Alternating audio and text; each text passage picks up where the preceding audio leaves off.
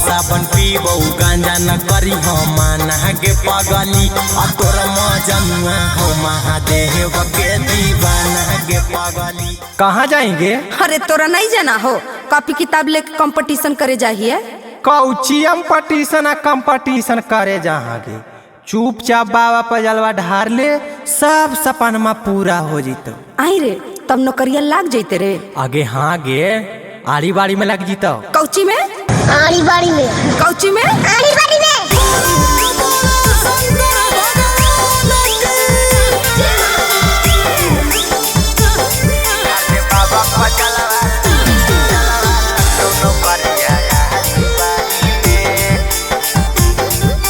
Music by Ankit Ahir.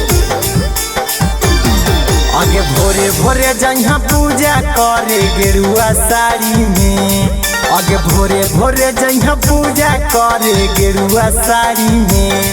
धर ले बाबा पजलवा लखनऊ करिया यारी बाड़ी में। धर ले बाबा पजलवा लखनऊ करिया आंगन बाड़ी में। चला बोहिया भी साइकिल घुर्मी सफारी गाड़ी में। चला बोहिया भी साइकिल घुर्मी सफारी गाड़ी में। धर ले बाबा पजलवा लखनऊ करिया यारी बाड़ी में। धर ले बाबा पजलवा लखनऊ करिया आंगन बाड़ी में। धर ले बाबा पजलवा लखनऊ करिया यारी बाड़ी में।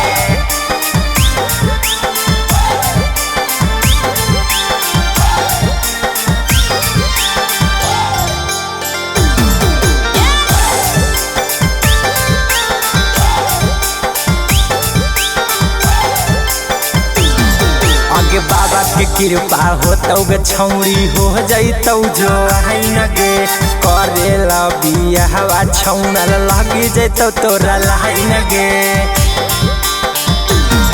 आगे बाबा के कृपा होतौ गे छौरी हो जैतौ जो आइन गे करेला बियाहवा छौरन के लगी जैतौ लाइन गे। आगे भर ले फार्म छौरी हकौ जनहित जारी में। आगे भर ले फार्म छौरी हकौ जनहित जारी में। घर में बाबा पजलवा लखनऊ करिया यारी बाड़ी में। घर में बाबा पजलवा लखनऊ करिया आंगन बाड़ी में। घर में बाबा पजलवा लखनऊ करिया यारी बाड़ी में।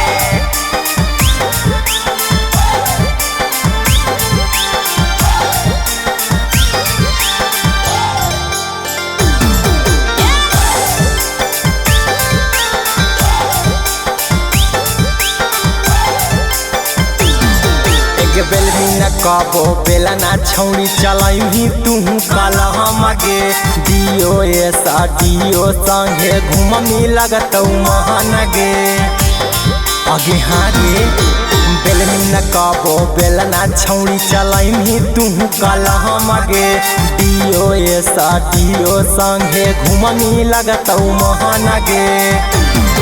आगे हीरा कुंदना में घूमतौ गाड़ी में। आगे अंकित हीर राहुल टाइगर घूमतौ गाड़ी में। धर ले बाबा पजलवा लखनऊ करिया यारी बाड़ी में। धर ले बाबा पजलवा लखनऊ करिया आंगन बाड़ी में।